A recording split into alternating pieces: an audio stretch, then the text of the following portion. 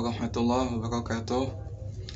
Pada kesempatan kali ini saya akan mengulas 10 novel yang telah saya baca dan menjadi rekomendasi bagi kalian di mana. Number 1. Novel yang pertama yaitu Cantik Itu Luka karya Eka Kurniawan yang diterbitkan Gramedia tahun 2004. Novel ini menceritakan tentang Dewi Ayu, seorang pelacur yang menjadi pelacur favorit di kotanya, dan kemudian anak-anaknya pun mengikuti jejaknya menjadi pelacur. Kemudian sampai ke anak keempat, yaitu yang dinamainya Cantik. Kemudian baru di situ cerita menjadi menarik.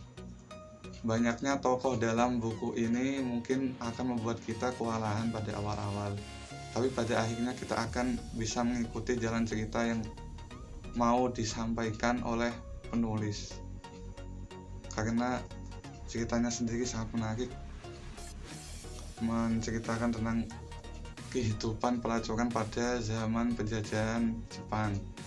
Selain itu juga terdapat selipan yang cukup kental, yaitu tentang paham-paham komunis. Pada seperempat terakhir buku ini kita akan mengerti apa makna dari Cantik Itu Luka yang menjadi judul dari buku ini. Dan pantas saja karena buku ini telah diterjemahkan ke lebih dari 40 bahasa dan meraih berbagai penghargaan di dunia, karena memang ceritanya sangat menarik sekali. Meskipun buku ini lumayan tebal, yaitu 500-an halaman, kalau kita sudah menikmati tidak akan kerasa ya. Kombinasi yang bagus antara romans, tragedi, dan satir. Number 2. Yang kedua yaitu Aroma Karsa, karangan dari D. Lestari. Novel bergenre fiksi, fantasi, dan misteri ini menceritakan tentang pencarian sebuah aroma yang telah lama dicari dan diragukan kebenarannya, yaitu aroma Puspakarsa. Melalui buku ini penulis seakan membuat pembaca percaya akan keberadaan kisah yang ada dalam cerita ini, apalagi dengan latar setting Gunung Lawu yang terkenal keramat, membuat kesan goib dan fantasinya itu terasa nyata sekali. Pembaca juga akan tertarik dengan kisah cinta dari Jati dan Suma yang akan diceritakan sepanjang perjalanan mereka dalam menemukan aroma karsa tersebut. Number 3. Novel yang ketiga yaitu Tenggelamnya Kapal Van der Wijk, kapal karya dari Buya Hamka. Novel ini menceritakan tentang kisah cinta dua sejoli yang terhalang oleh adat. Pada sepanjang cerita kita akan dibawa oleh perasaan-perasaan yang berkecamuk antara senang, sedih, lalu marah. Dan novel ini berusaha untuk menjelaskan bahwa kisah cinta itu memang bukan perkara tentang dua orang saja, namun ada mereka-mereka yang mengaku keluarganya. Dan juga yang terpenting di atas segalanya adalah ada takdir yang menentukan setiap ketetapan. Number 4. Novel yang keempat yaitu novel Lelaki Harimau karya Eka Kurniawan. Novel ini menceritakan tentang seorang pemuda bernama Wagio yang membunuh Anwar Sadat secara tragis.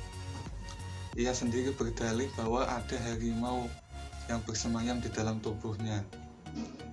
Pada sepanjang cerita kita akan dibawa oleh perjalanan hidup seorang Wagio yang begitu amat menyedihkan, yang pada satu titik klimaks membuat harimau yang ada di dalam tubuhnya itu keluar dan kemudian membunuh Anwar Sadat. Novel ini menjelaskan kepada kita bahwa pada saat tertentu di mana rasa sabar itu tidak dapat lagi ditahan, ia akan meluap-luap seperti layaknya harimau yang siap menekan lawannya. Number 5. Novel yang kelima yaitu novel Negeri Lima Menara karya Ahmad Fuadi. Kisah dalam novel ini sendiri sebenarnya sangat sederhana, yaitu menceritakan tentang kehidupan santri di pondok pesantren. Namun bagaimana ia akhirnya menjadi inspiratif dan bestseller itu karena kesungguhan tokoh-tokoh dalam novel tersebut dalam menggapai cita-citanya masing-masing, yaitu menjadi orang besar dengan cara mereka sendiri. Penulis mampu membawa kita ke cerita yang sangat seru dan inspiratif antara hubungan persahabatan mereka, yaitu tokoh-tokoh dalam novel tersebut, dan juga kehidupan pesantren yang syarat akan nilai-nilai kehidupan. Number 6.